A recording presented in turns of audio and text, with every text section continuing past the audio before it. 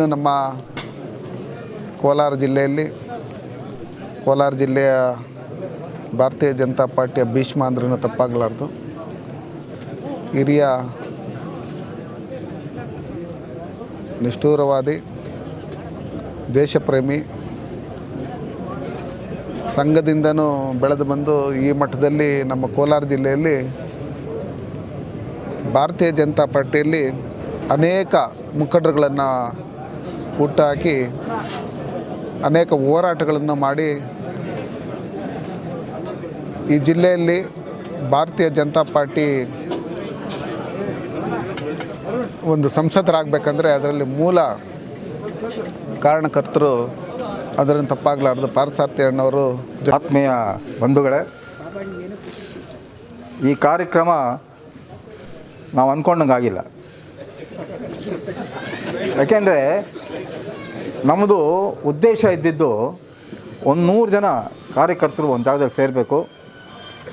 ಮುಂದಿನ ಗ್ರಾಮ ಪಂಚಾಯತ್ ಚುನಾವಣೆಗಳ ಬಗ್ಗೆ ಅಲ್ಲಿ ಚರ್ಚೆ ಆಗಬೇಕು. ಅದ್ರ ಜೊತೆಗೆ ಇವತ್ತು ತುಂಬ ಜನ ಕಾರ್ಯಕರ್ತರಲ್ಲಿ ಒಂದು ಮನೋಭಾವ ಇದೆ. ನಾನು ಬಂದ ಮೇಲೆ ಇಲ್ಲಿ BJP ಹುಟ್ಟಿದೆ, ನಾನು ಬಂದ ಮೇಲೆ ಸಂಘ ಹುಟ್ಟಿದೆ, ನಾನೇ ಸಂಘ ಹುಟ್ಟಾಕಿದ್ದು, ಈ ರೀತಿ ಭಾವನೆಗಳಿದೆ. ಅಂಥ ಕಾರ್ಯಕರ್ತರಿಗೆ ಅನ್ನಿಸ್ಬೇಕು, ಇಲ್ಲಿ 40 ವರ್ಷಗಳಿಂದ ಒಂದು ಪಾರ್ಟಿನ ಕಟ್ಕೊಂಡ್ಬಂದರೆ ಸಂಘಟನೆ ಬೆಳೆದಿದೆ. ಆ ಸಂಘಟನೆ ನನಗೆ ಅದೃಷ್ಟ ಆಯಿತು, ನಾನು ಆ ಸಂಘಟನೆ ಮುಖಾಂತರ ಮುಂದಕ್ಕೆ ಬಂದಿದ್ದೀನಿ. ಈ ಭಾವನೆ ಅವ್ರಿಗೆ ಬರಬೇಕು.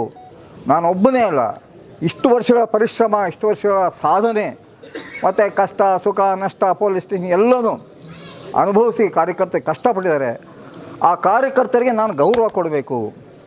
ಆ ಕಾರ್ಯಕ್ಷೇತ್ರದಲ್ಲಿ ನಾನು ಕೆಲಸ ಮಾಡ್ತಾಯಿದ್ದೀನಿ ಅಂದರೆ ಆ ಕಾರ್ಯಕರ್ತ ಮುಖ್ಯ. ನನಗೆ ಕೆಲವು ಸಲ ನಮ್ಮ ಹಿರಿಯರು ಯಾರೋ ಒಂದು ಹೇಳ್ತಾಯಿದ್ರು, ನಾನೇನಾದರೂ ಹೋಗಿ ಕಾರ್ಯಕರ್ತ ಅಂತ ಮಾತಾಡಿದ್ರೆ ನಮ್ಮ ಅಣ್ಣ ಅವರು ಹೇಳ್ತಾರೆ, ಇವ್ರನ್ನ ಹೋಗಿ ಮಾತಾಡ್ಕೊಂಡು ಬನ್ನಿ, ಅವ್ರನ್ನ ಹೋಗಿ ಮಾತಾಡ್ಕೊಂಬನ್ನಿ, ಅವರಿಂದ ಹೇಳಿಸಿ ಅಂತೇಳಿ. ನಾನು ನೇರವಾಗಿ ಹೇಳ್ತೀನಿ, ನಮಗೆ ಯಾರೂ ದೊಡ್ಡವರಲ್ಲ. ಪಾರ್ಟಿ ಇದ್ದಿದ್ದರಿಂದ, ಪಾರ್ಟಿ ಗೆಲ್ಲುತ್ತೆ ಅನ್ನೋದ್ರಿಂದ ಅವರೆಲ್ಲ ನಮ್ಮ ಹತ್ರ ಬಂದು ಕೆಲಸ ಮಾಡಿದ್ರು. ಅವರು ಬೇರೆ ಸ್ವಾರ್ಥಗಳು, ಇನ್ನೊಬ್ರು ಬರಬಾರ್ದು ಅನ್ನೋದು ಏನೋ ಇದ್ಕೊಳ್ಳಿ. ಆದರೆ ಪಾರ್ಟಿ ಗೆಲ್ಲುತ್ತೆ ಅನ್ನೋಂಥ ಹತ್ತಿರ ಇದ್ದಾಗ ಆ ಭಾವನೆಗಳನ್ನು ಅವರು ನಮಗೆ ಸಹಕಾರ ಕೊಟ್ಟಿದ್ದಾರೆ. ಆ ಸಹಕಾರಕ್ಕೆ ನಾವು ಚಿರಋಣಿಗಳು, ಇಲ್ಲ ಅಂತ ನಾನು ಹೇಳ್ತಾ ಇಲ್ಲ. ಆದರೆ ಯಾವುದೇ ಸಹಕಾರ ಸಿಗಬೇಕಾದ್ರೆ ನಾವು ಗಟ್ಟಿಯಾಗಿದ್ದರಿಂದ ಅವ್ರು ನಮ್ಮ ಹತ್ರ ಬಂದರು. ನಾವೇನಾದ್ರು ಸ್ವಲ್ಪ ಏನೋ ಪಾರ್ಟಿ ಸಲ ಬರುತ್ತೋ ಇಲ್ಲೋಪ್ಪ ಅಂದಿದ್ದರೆ ಅವ್ರು ಯಾರು ನಮ್ಮ ಹತ್ರ ಬರ್ತಾಯಿಲ್ಲ. ಅದು ಮುನ್ಸ್ವಾಮಿಗೂ ಸಪೋರ್ಟ್ ಮಾಡ್ತಾಯಿರಲಿಲ್ಲ 100%. ಆದರೆ ಅವರೆಲ್ಲ ಯಾಕೆ ಸಪೋರ್ಟ್ ಮಾಡಿದ್ರು ಅಂದರೆ ಹೇಗೂ ಗೆಲ್ತಾರೆ. ಹಾಗಾಗಿ ನನ್ನ ವಿನಂತಿ ಏನು ಅಂತ ಹೇಳಿದ್ರೆ, ಪಾರ್ಟಿ ಕಾರ್ಯಕರ್ತ ಮತ್ತು ಯಾವುದೇ ಕೆಲಸಕ್ಕೆ ಬರಲಿ, ಕೆಲಸ ಆಗೋದಿಲ್ಲಪ್ಪ, ಈ ಕೆಲಸ ಮಾಡೋಕ್ಕಾಗೋದಿಲ್ಲಪ್ಪ ಅಂತ ಹೇಳೋಣ. ಆದರೆ ನೀವು ಚಿಂತಾಮಣಿಯಲ್ಲಿ ಅವ್ರನ್ನ ಕೇಳ್ಕೊಂಬನ್ನಿ, ಕೋಲಾರನವ್ರು ಬಂದಾಗ ಇವ್ರನ್ನ ಕೇಳ್ಕೊಂಬನ್ನಿ ಅಂತ ಹೇಳಿದಾಗ ಖಂಡಿತವಾಗ್ಲೂ ನಮ್ಮ ಮನಸ್ಸು ನೋವಾಗುತ್ತೆ. ಆ ಕಾರ್ಯಕರ್ತರು ಬಂದು ನನ್ನ ಹತ್ರ ಹತ್ತಾಗ ಅವ್ರ ಕಣ್ಣೀರಿಗೆ ನಾನು ಉತ್ತರ ಕೊಡೋಕ್ಕಾಗಲ್ಲ. ಹಾಗಾಗಿ ನಾನು ಮಾತಾಡ್ತೀನಿ ಅಂತ ಹೇಳಿದ್ದೀನಿ. ಈಗ ಯಾಕೆ ಹೇಳ್ತಾ ಇದ್ದೀನಿ ಅಂದರೆ, ಕಾರ್ಯಕರ್ತರಿಗೆ ಎಲ್ರಿಗೂ ಇದು ಅರ್ಥ ಆಗಬೇಕಾಗಿದೆ. ಕಾರಣಗಳು ಬೇರೆ ಬೇರೆ ಇರ್ಬೋದು. ಹಾಗಾಗಿ ನಮ್ಮ ನಾಯಕರು ಇವತ್ತು ಯಾರೇ ಇದ್ಕೊಳ್ಳಿ, ನಾವು ಇವತ್ತು ಯಡಿಯೂರಪ್ಪನವ್ರ ಹತ್ರ ಯಾರನ್ನಾದ್ರು ಕಳಿಸಿದ್ರೆ ಪಾಪ ಖಂಡಿತವಾಗ್ಲೂ ಕೋಲಾರ ಅಂದ ತಕ್ಷಣ ಸ್ಪಂದಿಸ್ತಾರೆ. ಕೆಲಸ ಆಗೋದು ಬಿಡೋದು ಅದು ಬೇರೆ ವಿಷಯ, ಅದೇ ಸ್ಪಂದಿಸ್ತಾರೆ. ಆ ರೀತಿ ಕೋಲಾರಿನ ಬಗ್ಗೆ ಎಲ್ಲ ನಾಯಕರು, ರಾಮಚಂದ್ರೇಗೌಡರು ಇರ್ಬೋದು, ಯಡಿಯೂರಪ್ಪನವ್ರು ಇರ್ಬೋದು, ಕರಂಬಳ್ಳಿ ಸಂಜೀವ್ ಎಲ್ಲರೂ, ಇವತ್ತು ನಮ್ಮ ಮಧ್ಯೆ ಇಳಿದಿರೋಂಥ ಮಲ್ಲಿಕಾರ್ಜುನವ್ರು ಇರ್ಬೋದು, ಯಾರಾದ್ರು ಕೋಲಾರಿಂದ ಹೋಗ್ತಾ ಇದೆ ಅಂತ ಹೇಳಿದ್ರೆ ಇಮಿಡಿಯೇಟಾಗಿ ಆಗುತ್ತೋ ಬಿಡುತ್ತೋ ಅವ್ರು ಕೆಲಸ ಮಾಡಿ ಆಮೇಲೆ ನೋಡೋಣ ಅಂತ ಹೇಳ್ತಾರೆ. ಆ ಮನೋಭಾವ ನಮ್ಮ ಈಗಿನ ನಾಯಕರಲ್ಲಿ ಬರಬೇಕು.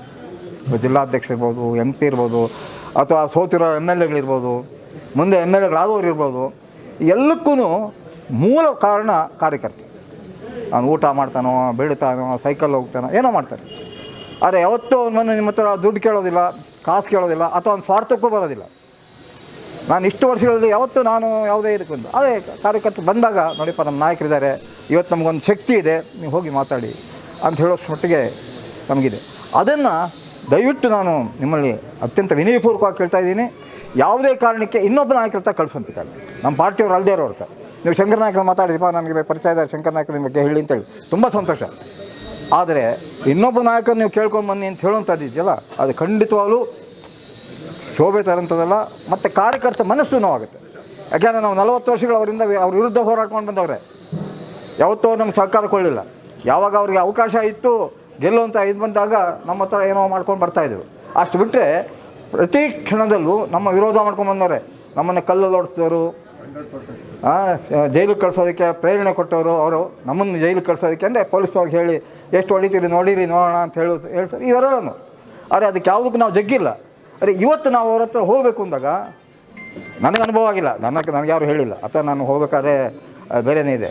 ಆದರೆ ಅದನ್ನು ಖಂಡಿತವಾಗ್ಲೂ ದಯವಿಟ್ಟು ನಿಮ್ಮಲ್ಲಿ ವಿನಂತಿ ಮಾಡ್ತೀನಿ. ನಮ್ಮ ಯಾವುದೇ ಕಾರ್ಯಕರ್ತ ಸಾಮಾನ್ಯ ಕಾರ್ಯಕರ್ತ ಬರ್ತಾನೆ, ಅವನಿಗೆ ಕೈಲಾಯ್ತಾ ಇಂಥದ್ದು ಹಿಂಗೆ ಮಾಡೋಣಪ್ಪ ಹಿಂಗೆ ಮಾಡೋಣಪ್ಪ ಅಂತ ಹೇಳಿ, ಅಥವಾ ನಿಮಗೆ ಅವ್ರ ಬಗ್ಗೆ ಅನುಮಾನ ಇತ್ತು ಶಂಕರ್ ನಾಯ್ಕನ ಕೇಳಿ, ಅಪ್ಪ ಅವ್ರೊಂದು ಮಾತು ಹೇಳಿ ಅಂತೇಳಿ, ತುಂಬ ಸಂತೋಷ.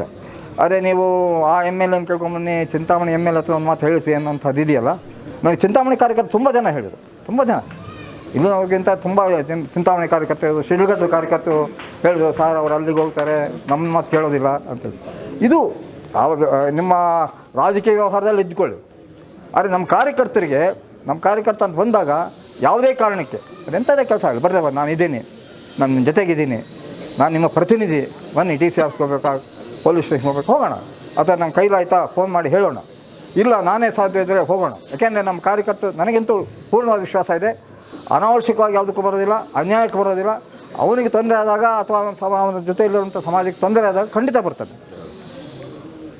ಇನ್ನೊಂದು ವಿಷಯ ನಾನು ನಿಮ್ಗೆ ಹೇಳೋಕ್ಕೆ ಇಷ್ಟಪಡ್ತೀನಿ, 40 ವರ್ಷಗಳು ನಮಗೆ ಎಮ್ ಎಲ್ ಎ MP ಯಾರೂ ಇರಲಿಲ್ಲ.